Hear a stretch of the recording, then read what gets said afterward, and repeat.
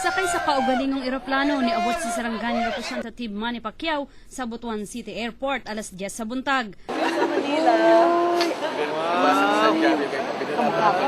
Usa kini sa mga ninong sa bunyag sa 5 kabulang bata nga anak ni Congressman Joboy og ginang Mimi Aquino.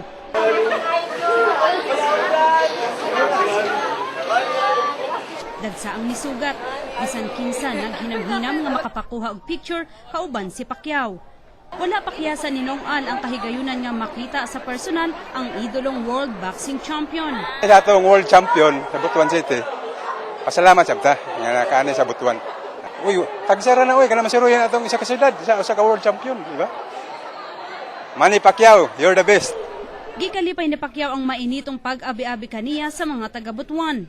Karong bulan sa Setyembre, sugdan na niini ang training alang sa ikatulong laban niya kang Juan Manuel Marquez nga ipahigayon sa MGM Grand Hotel Arena sa Las Vegas, Nobyembre 12. Tangan ninyo ang akong umabot nga laban. Abangan niyo po ang umabot ang darating kong laban ngayong November 12 sa Las Vegas against Juan Manuel Marquez at lagi po sana niyo kaming suportahan at para po sa inyo ang karangalan na to.